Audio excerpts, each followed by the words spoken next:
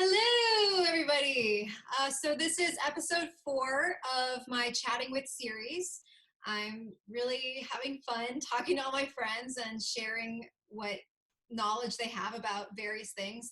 If you like this series, especially this episode, please subscribe, like, comment, and share if you can. I'd appreciate it greatly. Well, today I am joined by one of my favorite people ever, Ted Geoghegan. Hello. He is an incredible filmmaker who I'm lucky to call a friend, and I'm so happy to see you. Happy to see you too. Yeah, it's been an interesting couple months. It feels like a week, and it also feels like 10 years. Yeah, somewhere between that. There's Yep. no it's definitely there. And I thought I'd make this conversation feel more natural for us, so I chose a classy pub. And cheers to you. Yes, clink. Clink. Here's to a virtual hangout with the hopes of actual hangouts in the not too distant future. Yeah. Oh my goodness. I actually shout out to our mutual friend Joe Zazzo. I contributed to his quarantine cookbook, Oh, and nice. I shared my recipe for the chili that I was preparing on my birthday, which you were a part of, because Yeah, you basically helped keep my chili alive with this surprise birthday party that you helped throw. And that was the goal. that recipe's in there. So yeah. Awesome.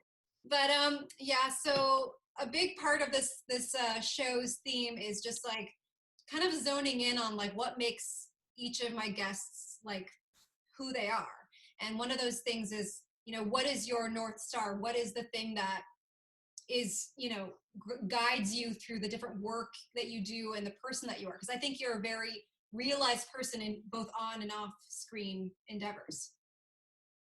Um, I mean, in terms of like what my North Star is, I mean, it's just keeping people happy, keeping people entertained, like I after working in this industry for almost 20 years, like my first produced screenplay was in 2001, and I've never been able to be a creative professionally without having to do something else. And now at 40, like I feel as though the chances of that happening are slim, and I don't say that in a disparaging way, but rather in a realistic way, that I think so many creatives out there are all just so hopeful that they're going to have the big one and they're going to be able to do this forever.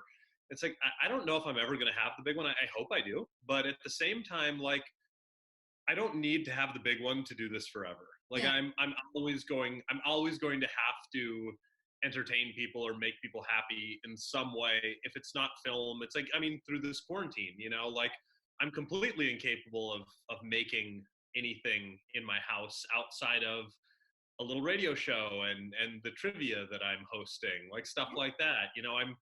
I don't have a team around me to facilitate actually shooting a movie in my apartment. I'm not a one-man team. Um, so yeah, during all this, I'm just trying to keep people smiling. And once this is over, I'll just keep trying to make people smile. Yeah, so that's a great consistent core, because if you're looking for some sort of ultimate external validation, it's not really, your heart's not going to be in the place that you're ever going to be happy, right? Because it's always going to be some next goal. But you're right. Speaking of, I have been loving the challenge of your weekly pivot doing this final exam online. So Ted started this final exam trivia in conjunction with different sponsors, and you have Michael Gingold. You came up with different questions. You brought people together once a month for the past few months to Rock Bar, and it was a great fun time and a challenge. And then when this everything started changing, you pivoted it into this final exam digital damnation, and now every Friday people have the opportunity to have their asses whooped by your immense horror intellect. You want to talk about how you were able to put that together? Yeah. So yeah, Mike Gingold and I started Final Exam last September. So we had done 7 editions of it in Rock Bar.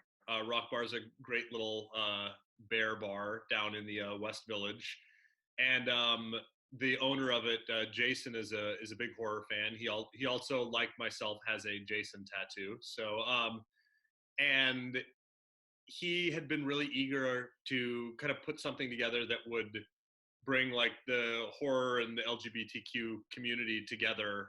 And I was like, well, I've always wanted to do like a trivia event. I've always thought that would be fun. LA has had Dead Rights trivia for years and years and years that so many luminaries out there have either been a part of, either hosting or playing. And I was like, I think New York deserves something like that. We've got enough obsessives out here to do something like that. And so we did it for 7 months, and we created a really cool little community. But yeah, once this whole COVID mess hit, initially there was no plans on doing an online version of it, and I found an online trivia company called CrowdPer, and they were really amazing. They just had the exact setup I was looking for to create this trivia. And it took me a little while to get used to it and figure out exactly how it all worked, using their platform, like subscribing to it and everything. But once I got the hang of it, it all came together pretty easily. And Mike, like myself, was really eager to just do something during all of this. Yeah. And so we said, what the hell, let's try this out and see if people show up. So we made a first edition of it. I guess, God, it's been a month, which is crazy. We made a first edition of it a month ago, and the response to it was pretty positive. It was positive enough that we felt like we should keep doing it. We had a lot of people who were just like, wow, this is something I really needed right now, like good way to get out of my head. Yeah. And we were like, oh, okay, cool. Like that's exactly what we were looking for, was just get people a chance to chill out. Yeah. And then we partnered up with Shudder, and we did an edition with Shudder. We did it on a Thursday because they didn't want to compete with Joe Bob's Drive-In on Fridays. Yeah. So we did a special Thursday edition with Shudder, and then we're still doing our Friday editions. So every Friday during quarantine, we're doing it. If you follow Final Exam Trivia on Twitter, I'll put a link. You put a link. Boom. Put a link. It'll make nice. sense. It'll make sense to you later why I'm doing that. Right Not here. in the watch. I'm gonna put it Right. in the description. Here. Make the link here and then up here. Yes. Yeah. So you're gonna have a lot of fun putting that in. Yeah. So follow Final Exam Trivia online on Twitter, and we share the login every Friday about 2 hours before the event starts. The event is 7 p.m. Pacific, 10 p.m. Eastern. And then for everybody who wants to play overseas, we do an encore of it every Saturday in the afternoon in the U.S., which is nighttime in Europe. Yeah. So and anybody anywhere in the world can play any edition at any time, or whenever we're hosting. But it's great because it's not like I've noticed that you've been like reiterating this fact, but it's not like you're not seen.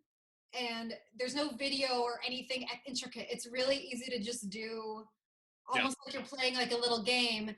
And I know that I have experienced some of this, like the Instagram live anxiety, like where every time I go on Instagram, someone's like live, and then you accidentally go in the room, and then even though you are not the one being filmed, you feel like people know you're seeing them, and they are panicking. Yeah. So this is it's nice for us social anxiety nerds to just like zoom through. And I know that Clay and I, in order to save our internet, we're one team. Sometimes it's like great when I make a guess, but sometimes he wants to just do this. But last night we were really enjoying that, or whenever this airs, this previous Final Trivia, we enjoyed the intricate answers for Pet Cemetery on that one question. Yep, it was the cat. What was it? Cat graveyard. Cat graveyard. Yes. Graveyard. Yeah. Yep. We're like staring at. We're like, that's an A, right? Okay, good. That's the answer. Yep. But It's fun. It's fun. It's great that you do that. And honestly, like I obviously I have the competitive nature like many people and want to win, but I think it's almost an educational thing, and it brings me back to something that you and I've discussed in the past, the idea of like failures and mistakes as our best teachers. Hmm. And like how I told you that sometimes I purposely watch like bad movies, like so that I can study. And I feel like final exam, even if I get something really wrong, I like learn from it because you show me the answer right away. And I'm like, well, now I know. And I'll remember because I got that wrong and it cost me victory. Yeah, and we have a lot of people who play who say like, "Oh, I haven't seen so many of these movies," and these are movies that I grew up on. These are movies that are like in my blood, and Yeah. it blows my mind that people haven't seen some of these movies. Because I know them like the back of my hand. Yeah. But the other part of Final Exam is like, cool, you haven't seen that movie, you didn't know that answer. Like now you've got a totally awesome movie to watch. Yeah. And I think that that's something really fun about the way you approach these things, because like your podcast, it's been such a delight to listen to. First of all, this guy has a great voice. Like you should like get yourself on that radio, like you've got a wonderful look, so I'm not going to say you have a face for radio, but like your podcast voice, my bunny rabbit Gia, like she like calms down when she hears your voice. It's like unbelievable. You and Joe Bob, it's like instantaneous. She The just bunny went first. Yeah. yeah. And when we were listening, I told you my favorite episode that you've done is the Dracula episode. But I Yeah. I did not know that story about the lion. That's so, I Good. mean, it's so cool. Like, so his podcast is called This Is Not a Story About. And basically you explore unknown stories that are adjacent to things we may think we already know. How Yeah. did you come up with the conceit of this? Um, I obsess over forgotten Hollywood stories. Like I adore them. Anytime this ties right back to what I was just saying about Final Exam, and when I go, oh my God, you haven't seen that movie? That's so Yeah. crazy. Like I know that movie like the back of my hand. Nothing brings me more joy than when I'm on the receiving end of that. I love it. Like, because I'm a cinephile, I'm a trivia obsessive, I'm a history obsessive, but I love it. Like, I absolutely love it when I'm hanging out with a friend and they're like, "What? You've never heard of so and so?" Yeah. And I'm like, "No. Like, tell me everything. Like, how do I not know about this person?" And every time I hear one of those stories, I then go like deep dive. I want to know everything about this person or this place or this movie or whatever that I Yeah. didn't previously know about. And so the idea, like the impetus behind the radio show, is that there are so many cool forgotten stories out there that people haven't heard of, that I haven't heard of. Yeah. But it's hard to get people excited about a story that they've never heard of. Yeah. Not everybody's as easily excitable as I am. But people are a little more keen to listen to something that they might feel a little more comfortable around. Yeah. And so I want to be able to tell people like the story of Alexander Fusheng, who Yeah. was this huge martial arts icon in Hong Kong in the 70s. Um, and I knew very little about him 2 months ago. Yeah. And my friend Grady Hendrix, who's a huge martial arts Asian cinema expert, he told me all about Alexander Fusheng, and I was like, how have I never heard this story? This is so amazing. I want to tell people this story, but I'm worried that if I go, I want to tell you a story about Alexander Fusheng, they're going to go, you know. So the idea behind it is, that episode is called "This Is Not a Story About Bruce Lee," Yeah. because Alexander Fusheng and Bruce Lee both had lives that were tragically cut short. They were both martial arts icons. They have so many amazing slash sad similarities, Yeah. and so many people know about Bruce Lee. They've heard of him.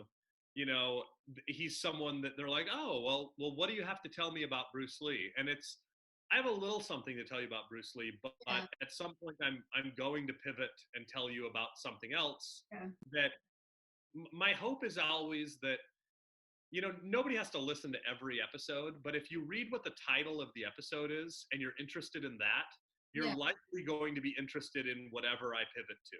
Yeah.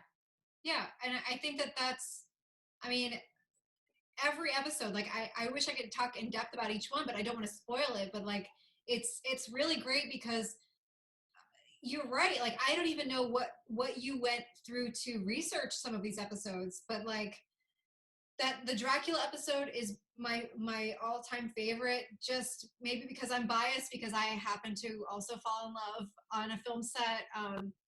But like the idea of just how there are so many unsung stories or stories that like are more powerful than their promotion. Like Mm-hmm. they just exist in this like vacuum of like pure pure amazing. Yeah. And I think it's so beautiful that you are like lifting them up and like just trying to connect it, because what you're doing, whether or not you realize it, is you're creating conversations. Because now people that listen to this kind of podcast, they're going to be able to be their own version of Ted Gagan, and they're going to be like, hey, did you know that the lion like da da da da da, and then they're suddenly going to get laid because of you. Yeah. Perfect. Hey, boom. I was going to And sound really classy, like anybody they were expecting. No, but reality, no, you're creating modes for interaction. And I think, you know, when you think about why we're here and then why storytellers are so passionate about what we do, all we're doing is making sure that when we're gone, someone passes on what we did when we were here. So you Right. are being this like torchbearer for these stories that for people who didn't even know that you knew because you cared. And that is like signature Ted. That's yes. This all goes right back to me just wanting to make people smile. I want people to, See? yeah. So, I mean, and you know, I'm I think I'm really proud of the episode I did this week. I guess by the time this airs, it will have yeah, been it's episode 4. This is not a story about MGM. Um, I really love the story, and it's a story that I've always loved, and it's a story that I won't give anything away about what it's actually about, but um, it's the sort of story that like it's so epic and so amazing. And I'm not saying my story is epic. I'm saying the story yeah, is so epic and amazing that I cannot believe that it's never been turned into a movie. Like it feels like the type of movie that would be like some Best Picture nominee, true yeah, story. And it's like, how have people never told this like classic Hollywood story that has like epic adventure and all this like crazy stuff? And the lead character is so unexpected, you yeah, know, like I think there's something so endearing about that. But also that story, the reason I'm so proud of it is that story is so forgotten yeah, that the other episodes of the show, like, cool, I taught you about Alexander Fusheng. You can Google him and read all the things I tell you about. Like that information is out there. The MGM episode, it is almost impossible to find any of that information anywhere. And so I'm really proud of the fact that if you want to actually hear that story, this is the only place to hear the whole story, as far as I can tell, and it's ever been put together ever. that's insane. There's never been the tell-all book. There's never been even the big article. You can, if you Google 1927 MGM Lion, you will find articles at like the Hollywood Reporter that are like, you wouldn't believe what happened back in 1927. And it has little bits and pieces of the story, which helped kind of create the skeleton of the radio show. Yeah, But I spent nearly a month just digging through old newspapers, like newspapers from like the late 20s, about what had happened back then, about how everyone, but then the story goes on for several decades. And so it's even harder because those newspapers were from the 20s. So it's like then trying to find information in the 30s and 40s about this, nobody was talking about it. So it was really fun. It satisfied my desire to like do a little research, but more than that, it's like it's so cool just to be able to like now people can hear this story. yeah. And you do love to do a lot of research and then get to the core of like the truth in your stories like that you've made, like two films that you've made recently that have been just done phenomenally with different festivals and in critics is We Are Still Here and Mohawk. And Mohawk in particular, you researched so much and you made sure things were like super accurate. And We Are Still Here, I think is cool because you know you have such a love for the film The House by the Cemetery, and you've even been coined. I think right before we met, I was impressed by the term neo Fulci as a way to describe your work. Like what you know, those stories are so immense, and whether or not you realize that they're great, you know, different allegories that are timeless, but you've made them so specific to the times that does that make sense? I don't know. Yeah, absolutely. No, it you know, the idea behind both those films, I say that they're the first two chapters in a wildly unconnected trilogy, Mm-hmm. um, that's all about the sins of the fathers. Yeah. And We Are Still Here is about, you know, a town dealing with something horrible that they had done a century before and how it still haunts them. Yeah.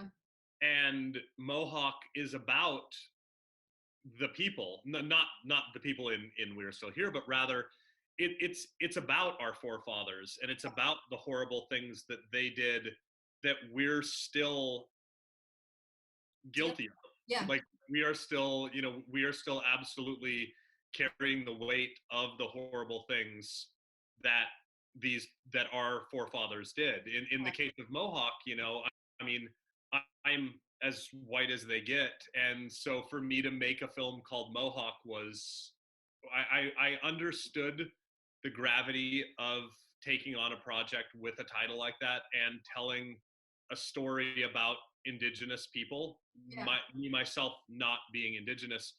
And so not only did I work really closely with the Mohawk Nation, to make sure that everything we were doing was accurate.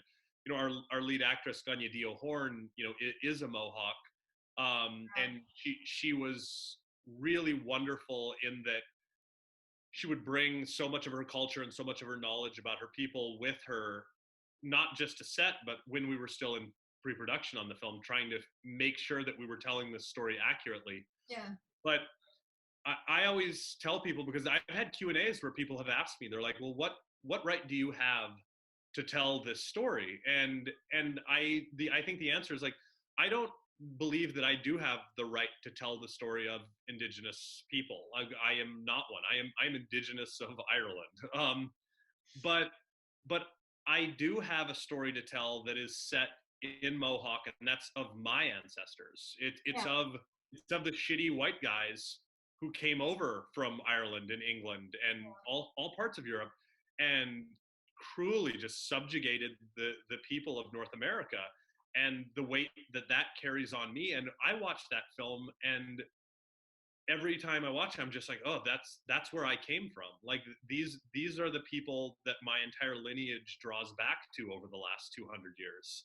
Yeah. And that is my story to tell. And it's deeply unfortunate that it happens to cross with the story of the indigenous Americans and what my ancestors did to those people. Yeah. But I think it is important for us to be able to have those discussions and to be able to work with the people who my ancestors affected, and to be able to have those conversations and those discourses and be able to move forward. You know, I mean, if we don't, we're seeing it every day in the US, you know, if we're not learning from what happened hundreds of years ago, we are doomed to repeat it. So Yeah.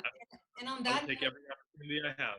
Yeah, and on that note of like community, because I feel like a lot of how I identify you is that you are someone who's very much passionate about community, accountability, using storytelling as a way to empower, research, which is indicative of the fact that you're so curious, and I think that that's something lacking in our generation. So thinking about all the things that we just talked about and those markers, what would you like me to tell the universe today on your behalf?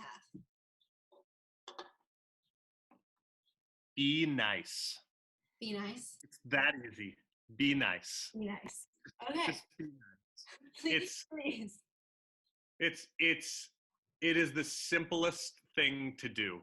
Yeah. And we all fail at it, myself included. And right now, all this whole world needs is that reminder. Just be nice. Yeah. Have that be your guiding light this week. Well, thank you so much, Ted, for being part of the show. And there will be links to all the stuff we talked about. Final exam is tonight. New podcast coming up. Listen to all the ones. Follow, like, subscribe. Boom. Bye, guys.